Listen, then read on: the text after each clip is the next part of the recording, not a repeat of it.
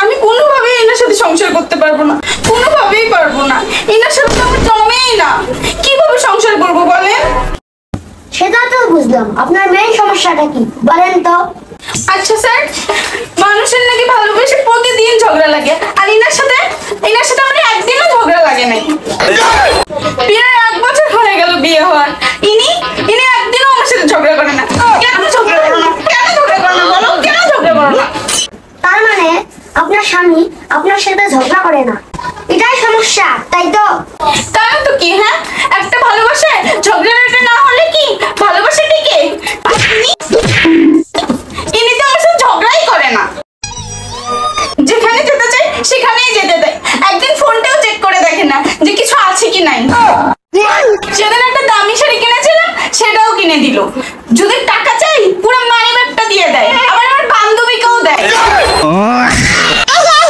সেটা মানলাম, একদিনও আমার সাথে কথা কাটাকাটি করে না। কেন কাটাকাটি করো না? কেন স্যার প্লিজ আপনি হচ্ছে ডিভোর্স পেপার লাগেন please. I understand your problem, ma'am. জীবনের প্রথমবার দেখতেছি কেউ ঝগড়া না হওয়ার কারণে ডিভোর্স চাইতেছে, এটা হবে না ম্যাম। কেন হবে না? আমার স্বামী আমার সাথে ঝগড়া করে না, এই জন্যই আমি ডিভোর্স চাই। এসব ঝগড়া না হওয়ার কারণে ডিভোর্স চাই, এটা তো কোনো নিয়ম নাই, এটা হবে না।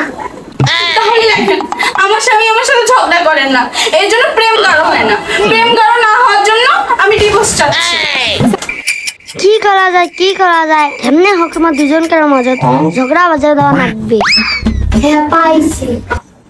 কিরে জাহিদ, তোর আগেরটার খবর কি? কথা হয় মানে?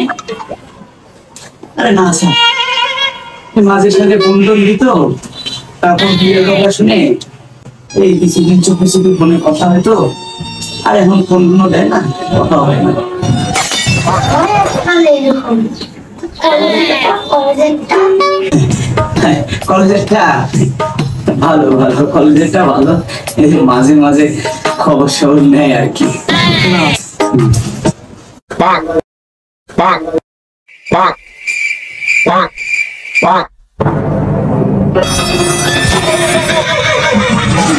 কলেজের সাথে এখনো কথা হয়, আমি আগেরটার সাথে কথা হতো মাঝে মাঝে। শালা বাজে ছেলে।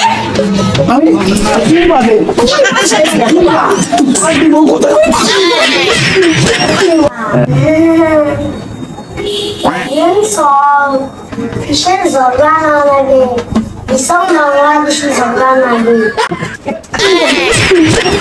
লাগবে নাকি আমার মতো উকিল? লাগলে নিয়ে আসেন না বন্ধু বান্ধব, প্রবলেম সলভ করে দেবে।